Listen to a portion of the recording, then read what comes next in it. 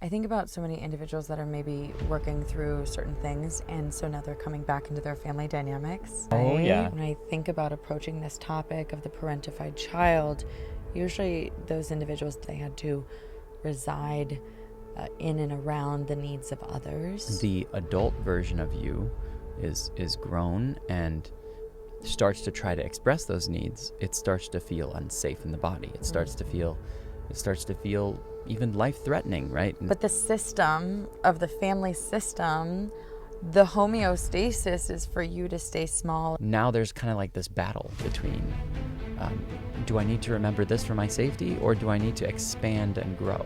Because we are taught that self-abandonment means safety. Self-abandonment means survival. Maybe the stories you're telling yourself about why did they make that face? Why did they do that right after I said that thing? I must have done something wrong.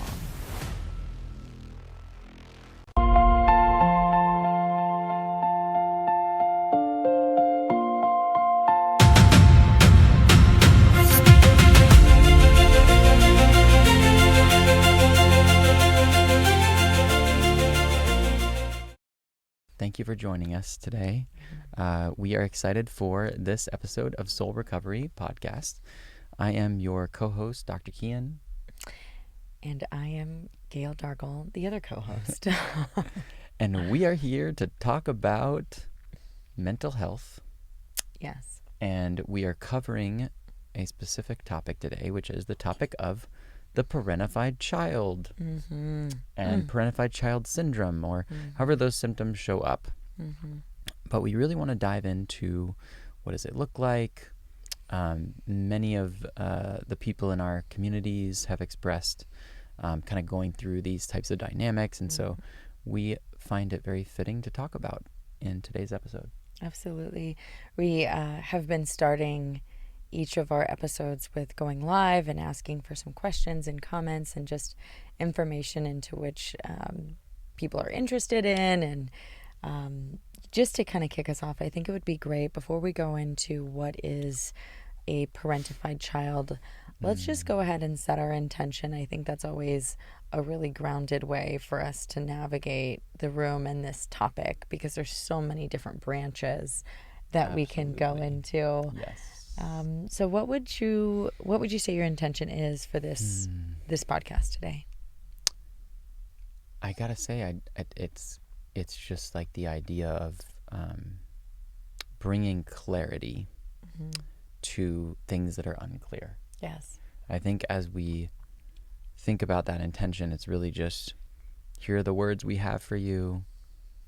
We want you to take them, absorb them, process them, and in the hopes that we bring clarity, in the hopes that we bring, and I speak for myself, it's just the idea of having some answers where maybe we were in the dark before. I like to leave sessions, with kind of the moment of clarity and walking away from that session. Not every session is going to be like that, but Right. I think it's just really powerful when we walk away with something that becomes more conscious. I love that. The word that was coming up to my conscious awareness was home, and being able to reside within yourself, right? Like live in your body, be connected to your body. And when I think about approaching this topic of the parentified child, usually those individuals did not get to reside within themselves. They had to reside in and around the needs of others, typically their parents. And so I really would love this to be an invitation back home to self, and bringing a conscious awareness to the safety and the comfort that can exist in the self. Yes. Once we get used to sitting there. So important. It is, and I think at first it's foreign, right? When you start to recognize that there is something inside of me that's wanting to speak, and our world where we are surrounded with distractions and escapism, right? And that's not far from me either, right? Like, I can really distract myself with work. That's a very easy and profitable distraction for me, where I am peering into other people and not really allowing myself to be in my own spirit, my own body, and my own mind. And so sometimes there's some cobwebs that we need to Amen to that. pull away. Right. So that's it. So that my intention would be that there's safety within the self, and I think an invitation for all of us, including myself, to step into that door. Yeah. I love that. So it's so important, and becoming more like self-referenced, becoming more grounded in the self, and not extending outside of ourselves for safety, but looking inward, finding it. And you said it so perfectly. It's home. Yeah. Right? We are our home. And we have the power to create that home. So, yeah. Yeah, when you think about that, I think of our homes. I think of our rooms that we live in. I think about our living room, right? Our kitchen, and we decorate it, right? We, well, some of us do. I don't know about everybody, but I know from bare walls. Bare walls, This just over completely here, stark. nothing. Very sterile. Yeah, just like a hospital setting. But like when we think about it, we spend so much time thinking about how am I going to feel at home in this space? Yeah. How is this space going to feel like it's holding me, or the version of me that I want to be putting out into the world? And the same thing exists within our own like biome, with our own our self. nervous system, yes, our body, our gut, as yes, you were talking about the earlier. biome. Yep, microbiome, totally. So true. And what that goes into, what are we putting in our body? Right? What kinds of foods are we eating? What are we bringing into this home to make it a place that's peaceful, to make it a place that's safe, and that becomes familiar with time, and making that kind of more normal. Yes. Right? Not referencing outside of the self, but really cultivating, okay, what is here inside? And as we move into this topic of parentification, that's a piece that's really missing for so many people. So many, yes. Right? We're talking about sometimes just basic needs of self. And if we think about the parentified child, we might be looking at some form of emotional, psychological neglect, sometimes physical neglect. And we think about, why would somebody need to become a parentified child? And that's typically when maybe the parent or the subsystem of parent dynamics are not able to provide for that child, but more specifically, they're not able to provide for themselves. And so that child takes it upon themselves to do what they need to in order to keep the home running. So the home becomes outside of themselves, not the home within themselves. Right. Yes. And that's that idea of, really changing where's the focus. Because the focus starts out as, I need to survey my surroundings. Yes. Right? I need to make sure this person is regulated, this person is calm. When we're looking at parental dynamics, sometimes it's the parentified child needs to regulate the parent and make sure their emotions are taken care of, because if their emotions are taken care of, then the child can feel safe. And so it really pulls us outside of our body, outside of our own self, our own identity. And that identity begins to be formed around the environment instead of our personhood. I think about also the parentified child that has 7, 8, 9 siblings. And good point. Maybe the parent is either struggling with mental illness, maybe their parent is really busy and trying to put food on the table, maybe their parent has a substance use issue and is not available, right? We talk about this a lot in our earlier podcast days, was the unavailable parent. And so as a parentified child, you're either tending to the parent, or you're also potentially tending to your siblings, and maybe you're raising the siblings and you are their parent. And so to Dr. Keenan's point, it's almost like this reverse engineered sense of self that becomes the identity. I am what I can do for others. Exactly. Rather than I am who I am for myself and my own needs. So true, right? And that's the whole issue, right, with the parentified child dynamic, because we are taught that self-abandonment means safety. Self-abandonment means survival. Right. So then when the adult version of you is grown and starts to try to express those needs, it starts to feel unsafe in the body. It starts to feel even life-threatening, right? And some people have expressed this feeling that, maybe having those boundaries or expressing your needs, or even just having, anything that you want in relationship dynamics, that could feel life-threatening, when in the past it was required for you to abandon yourself, neglect yourself, walk away from any of your needs, your voice, in order to keep yourself safe. Yeah. And also, for some individuals, it's that they're not even in touch with their needs, right? Yes. So they can be so attuned to somebody else's needs and not even realize or fathom, hey, something's missing for me, until maybe it's too late. And so I see that often in clients, especially with couples, where maybe they're saying, I don't know what I want, or I don't know who I am. We've opened all these boxes, and now what do I do with all of this stuff? A lot of times people are coming in and they're saying, I have a lot more questions now than I thought I had answers for. And maybe sometimes that's because you didn't have a chance to spend some time with yourself and actually look at all the boxes. And now you're getting that opportunity, and that can also feel very overwhelming, which is why we get the hell out of there sometimes, and we don't want to look at all the boxes. Exactly. It's too much. It's way too much. Yeah. And it's, we go back to that idea of when, we're developing as children. A lot of us have memories, but they're in splices, right? And we have emotions that we've expressed or experienced, but we don't have the words for those emotions. Right. We don't have the words for when someone is requiring us to self-abandon. We don't have the words for expressing that our needs are not okay to be expressed, and that it's actually life-threatening to be expressed, right, in some cases.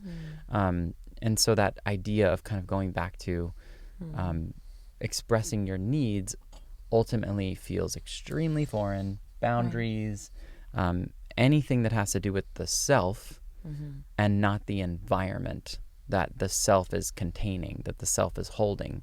And that's such a huge part of healing and becoming consciously aware of the patterns that we have unconsciously been kind of running in the background of our lives in order to survive. And the hippocampus often gets that confused, where, very high emotional memories with high levels of emotion are coded in the brain, and the amygdala tags that as, this is important, this needs to be remembered. Remember this. Prioritize this. And so then when we have the prefrontal cortex, and that's developing later in life, now there's kind of like this battle between do I need to remember this for my safety, or do I need to expand and grow? And when I try to expand and grow, the amygdala might flare and say, but remember this. Remember, this was what kept you alive. This was what kept you safe. I think about so many individuals that are maybe working through certain things, and so now they're coming back into their family dynamics, right? Oh, yeah. Right? It's a good one. Right. Absolutely. And so if you're working on expansion, but the system of the family system, the homeostasis is for you to stay small, or to stay stuck, or to stay like the invisible child or the scapegoat, right? Whatever your role is. And you already have a system that you're trying to override. That hippocampus and that prefrontal cortex are already having a little bit of an internal conflict, because the hippocampus wants us to keep things the same way it's always kept them. Exactly. Safety. It's going to prioritize safety. Now you have this new part of you that's emerging and is saying, wait a minute, I want to be authentic. I want to communicate. I want to do all these things that I'm saying is important for me. And then now we also get the information, or I should say the same information from our family dynamics that are saying, wait a minute, what are you doing? Your job is to stay the same. And so there's so many things in our environment that are perpetuating for you to stay the same. But ultimately what we're saying is there's a message inside that's saying, wait a minute, I want more. I don't want to keep repeating these patterns. I want to be the one that gets to dictate what I want. And so I think that is something that I see often. And I really want to get into the patterns. Like, what are some patterns we would see of individuals that have been parentified? We kind of went into the why. Why does someone become parentified? Usually, again, mental health issues, substance use issues. Maybe there's too many psychological stressors, an immigrant family, right? There's so many different psychological predispositions that create that foundation for the individual. And when we think about parentified child, they can be potentially like a little bit of a manager, right? Like, yes. they're managing Very much so. situations constantly, having to be the reliable one, the overly responsible one, kind of anxious. Yes. Right? Like, pretty anxious. And again, anxiety is just prepare, plan, predict. Prepare, plan, predict. If I can prepare, I'll be safe. If I can plan, I'll know how to navigate it. I'll run through all the scenarios in my head. And if I can predict it, there won't be any surprises. Yes. And I'm glad you bring that up, this idea of prediction, right? We look at prediction error in the brain and how this is really ultimately challenging, right? And this is how we get out of some of those parentified child dynamics or the parentified child syndrome. Yes. Right? Is we're teaching our brain that there's new sensory information and we don't need to be making the same predictions on autopilot. But that, to Gail's point, it's like the prediction is what kept you safe. Right. Right? And so when we have prediction error, the brain kind of has to take a minute to really reorganize itself around this idea that, oh, wow, there's new sensory information here. And the amygdala doesn't need to tag these integrated memories in the hippocampus as a threat. It's taking in new information and saying, actually, this is more relevant now, right? The more that we do this, it's not just cognitively understanding it, it's putting it into practice. It's experiencing it in the body, experiencing it in the nervous system, right? So all the somatic work is a huge part of this, is that experience. One of the things that I'm pulling from, and there's so many things that you just said right now, but the threat. Let's again, because I think sometimes, you talked about clarity, bringing clarity into our listeners' understanding. And I think sometimes that's putting words to ways that this is physically, emotionally, psychologically, relationally being demonstrated or manifested. So when we think about threat, let's talk about common threats that somebody that has been parentified.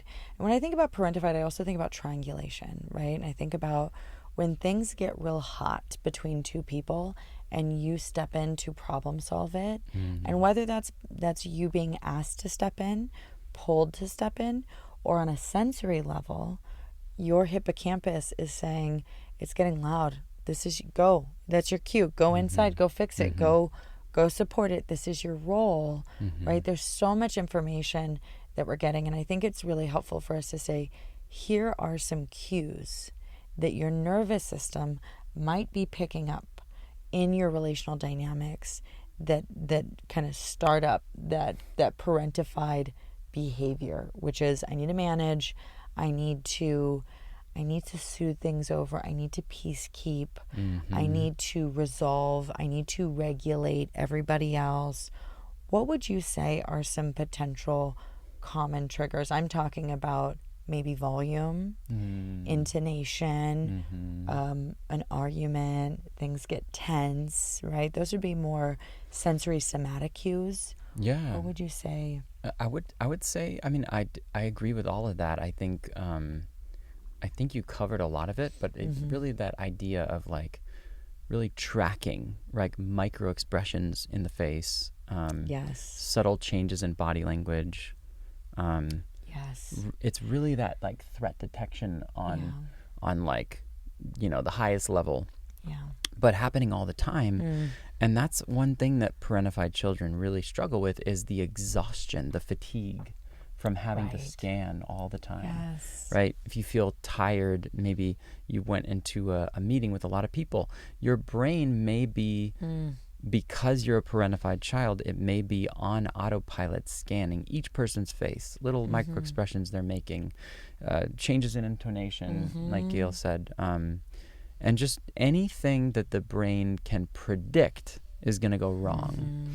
And when we say go wrong, we're saying anything that the brain is going to predict to prevent, harm, right? Or that idea of we need that safety, right? So if we scan someone's face, and we're a parentified child and we're in a meeting, compared to the person that's not a parentified child, they might leave that meeting feeling totally fine. And we as the parentified child might leave the meeting completely exhausted.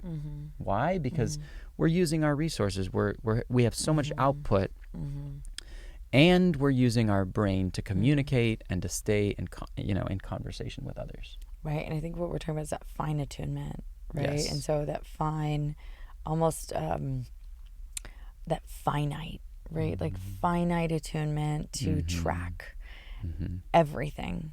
And so we're talking about exhaustion, we're talking about burnout, right? This is how we might experience after the meeting, post-meeting, right? I think what we're also talking about is maybe the stories you're telling yourself about why did they make that face? Why did they do that right after I said that thing? I must have done something wrong. So true. Right? So we have these narratives. So if you're finding yourself in those moments where you are replaying experiences over and over in your mind, and you are acting as the producer and the director and trying to figure out the storylines of everybody else, I'm not saying, I'm very explicitly not saying that means you're a parentified child. What that does say, though, is that your tracking system is looking in and cueing to find maybe areas where you feel like you are responsible. Yes. Where you can take responsibility, because then ultimately you have the ability to change, right? So if you find out, here's where I did something wrong, here's where I can take responsibility, now we've got the illusion of control. Yes. And then we've got this idea that, okay, if I can blame myself, then I have an answer, then I can make a change, then I'm not powerless. Right. And I think the other thing that Gail was talking about is that it's really that idea of the vantage point. When we're ruminating like that and we're asking ourselves questions and we're saying like, oh, I should have said this a different way, or I wonder what that person thought when I expressed this. Right. It's really just this, it's the brain looking at different vantage points. Yes. Right? Every little vantage point to see, am I still safe? Am I still safe? Right? And double checking each one. So every scenario, and if we think about the predictions in the brain, that's like 1,000 predictions on what could go wrong in an interpersonal, either family dynamic or just a relationship. And it's the brain saying, I need to predict this so that I can stay safe. So that I know what to do. Yes. So that I know what to do. And those things don't just stop. Right? So we're saying if this is what happened in development, right? During development, we're talking a little bit about CPTSD, complex trauma, where it is now part of your wiring in your brain, right? Those neural pathways have been wired to pay attention to all those small, slight, subtle cueings and to preemptively engage with people. And we think about masking. And those patterns, like you said, they go way back, right? And this is what's been defined as safe in the brain. And we can cognitively understand that. We can talk about it. We can make sense of it. We can even bring conscious awareness to it. But if there's no experiential piece, we can't make it change. right? It's kind of funny. We can't. It's like a ridiculous thing. It's kind of absurd when you think about it. It because is. Yeah. yeah, you can't. A lot of people just kind of think if I consciously know what's going on. Okay, so it's so funny that he's saying this, because I'm simultaneously, like, my stomach is growling so much, and it's like my stomach is saying, and I'm trying to override it in my head and say, like, yes, I know all these things, and I'm hungry right now. Oh, that's what I was hearing. Yeah. And it's speaking also to what you're saying. Yeah, It's like, we can be in the know, we can cognitively be aware of everything, but it doesn't change how my body is responding in those moments. Because that's such a good point. Right. Yes. Like, sometimes the mind and the body aren't actually connecting. They're not, and a lot of times, right? And it's funny because you think about the brain as like a child throwing a fit in the grocery store because they didn't get the cookie they wanted. Yes. Right? Because maybe they needed the dopamine or the sugar to regulate themselves. But then that child is throwing a fit, and they're the brain, and the parent is the gut. Yes. The parent is the gut that says, oh, I feel something, right? Yeah. It's like the disgust of eating a rotten fruit, right? There's a signal that goes to the gut, and that gut is meant to protect us. Well, sometimes the brain overrides the gut. And it's so important that we go back to the gut, because we've prioritized so much of the brain. We've said the brain knows everything. The brain is, ultimately where we can unlock everything. Yes. And there's some truth to that, right?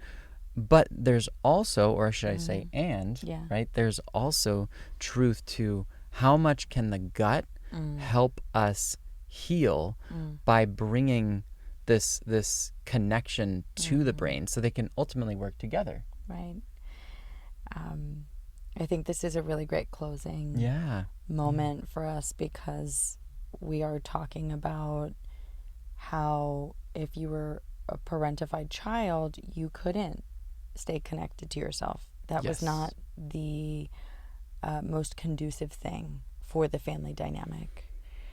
What was conducive was for you to disconnect from your gut, to disconnect from gut, aka your needs, right?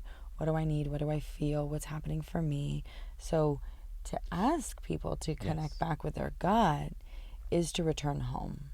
Yes. It's to return home to a place after you've been traveling for a long time. I don't know if any of you ever, travel and you come back home and you want to come home to a clean house. I don't know about you, but when I come home, I'm like, Gail, you better make sure you clean. Like, make sure it feels welcoming when you come back in. And sometimes that gut, it's not the most welcoming. Because for some of us, we've, maybe you haven't traveled, you haven't ventured into that, your body so much. So we are asking. Yes, I love that analogy so much. Yeah. We're asking a big thing.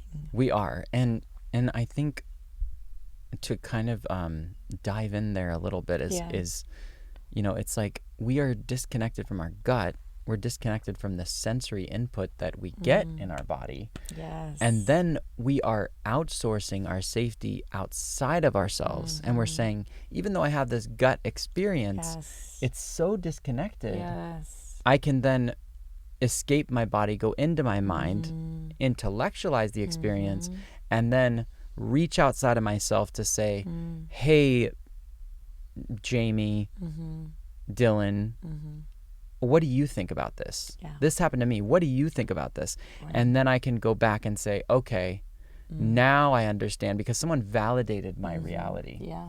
And we're teaching this idea, which is part of what's happening right now in the world with a mental health renaissance that's happening, is that we can go back to that gut and we can ultimately live in that gut and then start to be attuned to the sensory input we're getting. Well said. Yeah. So well said. So well said. Thank you. This was wonderful. Yeah. This was good. It really is such a privilege to do this podcast with you, Gail. And I just love everything that, we're working on and building this community of people that are healing from the inside out. So thank you for joining us. Yes. Today. We're doing it with you. We're doing it with you. We're healing together. Yes, exactly. And I think, there are many of us who are teachers, healers, therapists, coaches that are also in the same parallel process of healing as the people we do the work with. And so that's really important for us to acknowledge. Absolutely. Yeah. Alrighty. Alrighty, y'all. Bye. See you next time. See you next time.